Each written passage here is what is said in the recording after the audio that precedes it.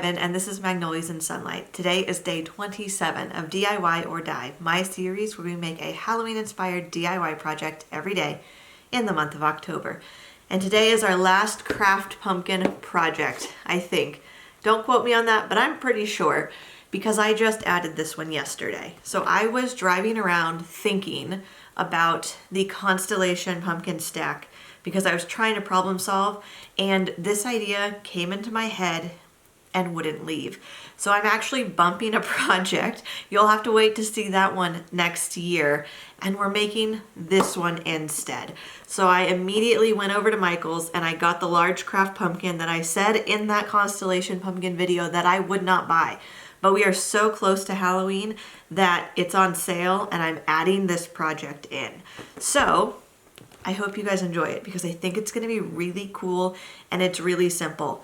I'm wearing a white sweatshirt because this is no glue, this is no paint, this is that easy of a project. So we have our white pumpkin. And then I have in my garage an entire box, and I know this is a bizarre thing to have, but an entire box of chandelier pieces. I found them at an estate sale in somebody's garage. They were like a tinkerer, and I just have all these different shapes. And I thought, wouldn't it be cool if we cut like cameo circles out of our pumpkin all over, mismatched, and hung a chandelier piece in that opening. I think it's gonna be stunning. So we're going to make little hooks with our wire and our wire cutters, and you could buy eye hooks, but when I looked at that, the cost was like, it makes more sense for me to just make my own. So I'll show you how to do that. I will also link some little like eye bolt eye hooks down below if you don't want to bother with the wire cutting. You could just buy those and then this becomes like 1,000 times easier. We're going to cut our holes with our hot tool, which I did get a new one. I talked about that in the Constellation video. The other one, just the heating mechanism, it died. It no longer heats up. It's basically an X-Acto knife with a plug now. And then we're gonna light this up and it's gonna be super pretty cottagecore, I don't know, beautiful chandelier pumpkin. And I'm very excited about it. So let's dive in. Okay, so step one, we have our pumpkin. And then we have all of our chandelier pieces. And I'm thinking the easiest way to do this is like to kind of draw them out on the pumpkin so I know how big of an oval we need. And I, like I said, want to do a bunch of variations. So we have like this big teardrop version, which is very pretty. And then I have like just these like 3 circles, which might be a little long, so I can cut these up.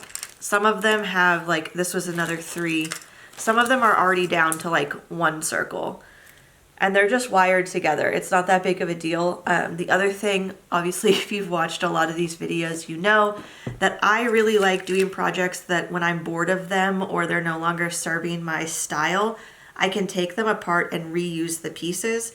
So this is the same thing. If I decide I want these chandelier crystals for anything else, I can just take them off of this pumpkin, and then next year it will have the holes in it, but we can do something different, like do, I don't know, like tissue paper silhouettes in all of the holes and have little scenes. That would be really cute.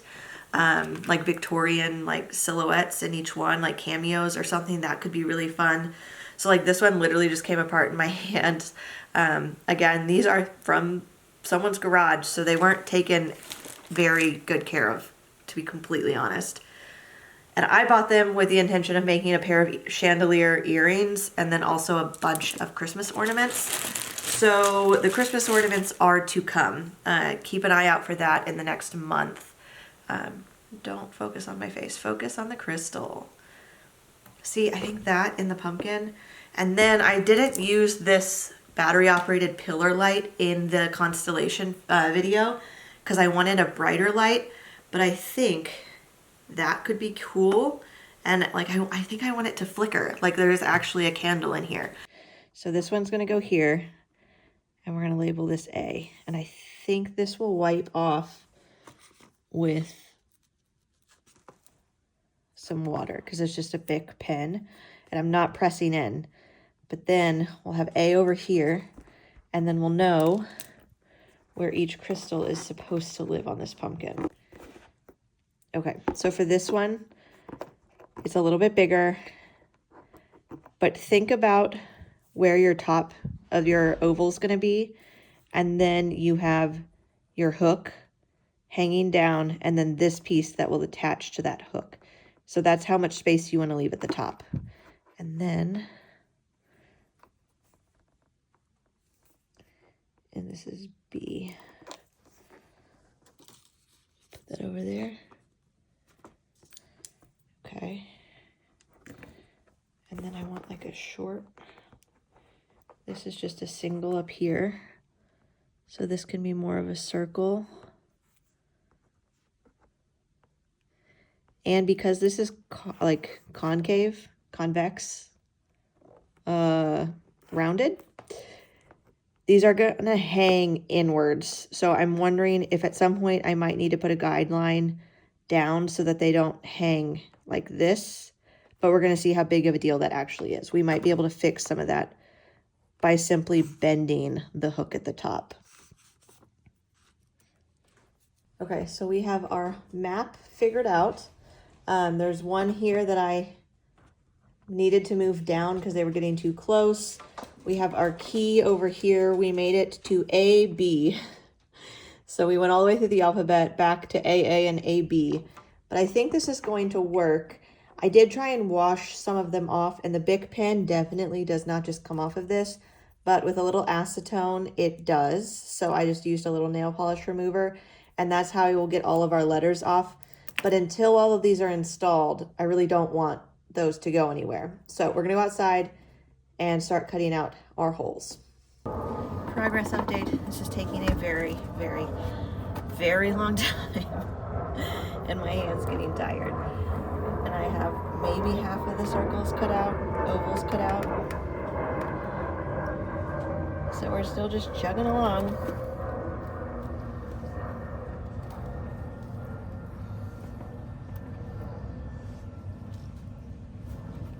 The things that I'm going back and doing is trimming this inside edge a little bit so that it points inwards and we don't get this big ledge. Normally it's not slicing like that, but just kind of cleaning it up so it's, I haven't done this one really, but on some of them when you're cutting here, and so you're getting a lot of the wall instead of a clean edge. So,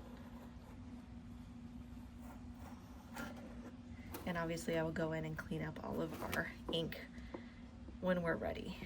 Some of these I'm moving as I go, like that one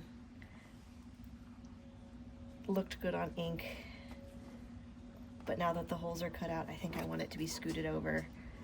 So just making some strategic planning changes as I go. Okay, so we have our wire and our wire cutter pliers, and we're making all of these little loops.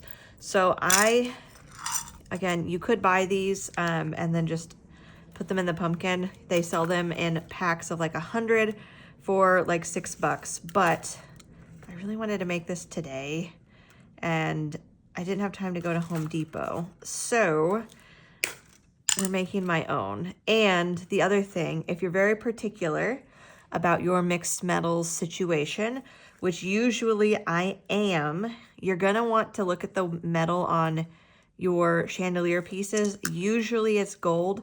These are so old and kind of crusty, to be honest, that they're black, they're gray, they're silver, they're gold. So I am just not gonna be very particular about it. But if that's something, like I said, that you're concerned about, I would 100% order the bolts that are the right color, or the eye hooks that are the right color. So silver, bronze, gold, whatever makes sense. But basically we're just making a partial curl here and then closing it because I want it to be really, really small, and then just cutting it off.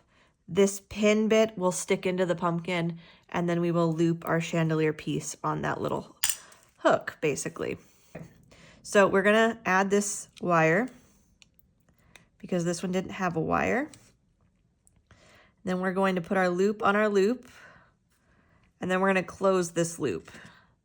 because it wasn't fully closed yet. So we want that to be on there.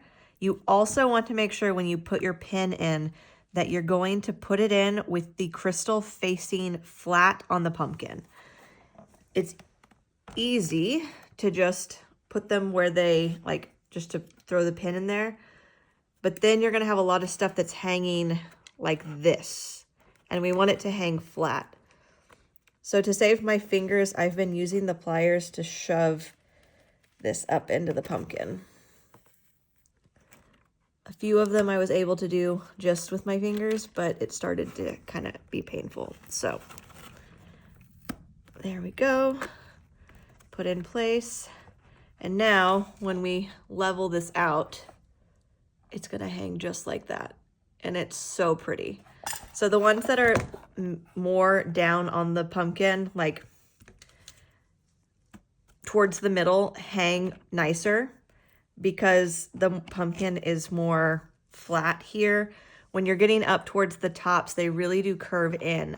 And I'm not sure how to force them to stay out other than like a guide wire. And then you're going to be able to see that. And I don't know if that's really any better.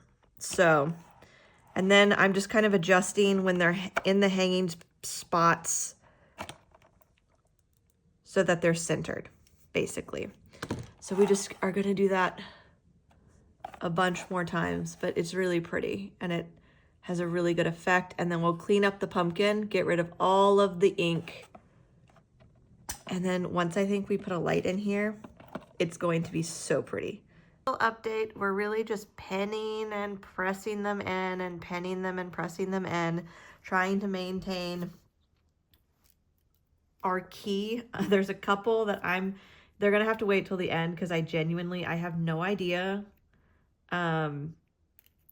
where they're supposed to go. And that's problematic because I cut the number off, or not the letter, I keep calling it a number. I cut the letter off, and so I don't know which one it's supposed to be. I mean, I can guess based on the shape. Some of these crystals are straight up just broken. And I'm using them on this pumpkin because I think, like, I don't want to throw them away. They're still pretty and they're still going to shine and sparkle. But, like, you can see the rippling here. And I don't think someone's going to want to use those on a chandelier because the glass is chipped and rippled. But on something like this, it's a good way to reuse broken things and make them useful and beautiful again.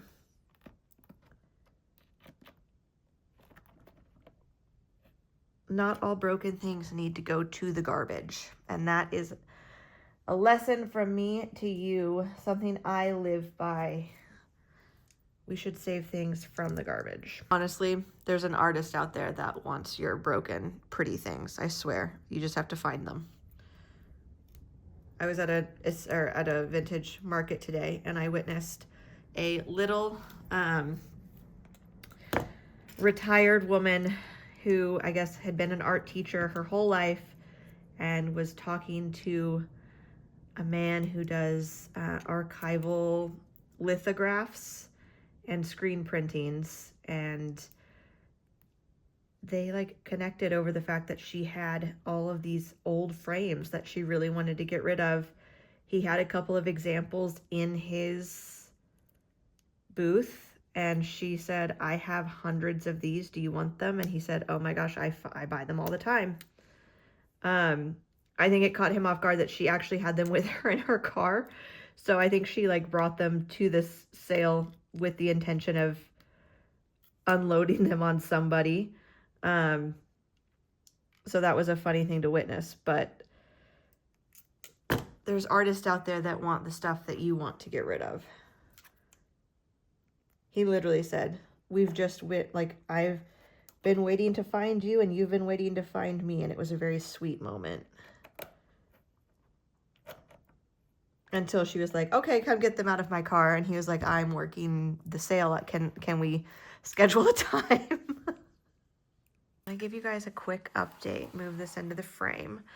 It's looking so cute. Hopefully you can see beyond all of the marks because I need to go get a Q-tip. This one is hanging really poorly. So, but unfortunately, it's broken down here, so I can't wire it in. I'm just gonna have to deal with it being so like inside of the pumpkin. I'm really happy with this, you guys. I think it's really like a fun, quick project. So now these are all the ones. I didn't realize I cut off that many letters. So we have 3 here, 2 here, 1 here. Oh, no, that's down there. That's X. That is labeled. That's this one, and it was making me angry, so I gave up on it, and I will have to go back to it now. Again, we just add our loop to the existing loop. All of these have been looped completely differently. All of them have had weird attachment, like the wiring has been super bizarre. And my fingers, I don't know if you can tell on the camera, hopefully not, they are black from all of this old wire, and maybe the crystals, because I'm gonna admit I didn't clean them before I started this project. I didn't really think I needed to be completely honest. I didn't expect that to be part of the to-do list, but learn from my mistakes. It might be worth running these all through some sudsy, bubbly water. I've been coloring in the circles with this gold paint marker, and I really think I need to just go in with my gold paint. So let me be very clear, I do not want to do this, but I think I must. To get the look that I'm trying to achieve, I think that this gold paint in the circles is super necessary, and I hate that. And then I'm also gonna dab the hooks that we made. So I was also thinking that it would be really pretty if we had like lined the inside of all of these cutouts with like a cream tissue paper or like a rice paper. I think that would be stunning. Unfortunately, I do think obviously like these would hang, they're not hanging flat like this, they're falling in. So therefore it would be bumping up against the tissue paper, and I think it would look a little crowded and messy. But that glow from within through the tissue paper with the, or like I said, rice paper with the chandelier pieces could be really, really pretty. So I will do this, and then we will clean up everything with our nail polish remover. And here's our finished product. I actually really, really like it. I was very worried about it when I was in the cleanup process and wasn't sure if I really liked this project. But the more I look at it, now that it's been in my house for a little bit, all lit up, I do think it's very, very cool. I don't really have any crystal chandeliers or this style of object in my house. So I think that's kind of what was throwing me off. And I also wanted to show it to you guys with a white light or a bright light. I'm very much more of a warm toned light girly, but I know that a lot of people have a very particular preference for their light warmth. So I wanted to show you what it would look like both ways. But either way, I think it's stunning. It's a really bold centerpiece moment, and it was really fun to make. So I hope you guys give it a try, and I'll see you tomorrow.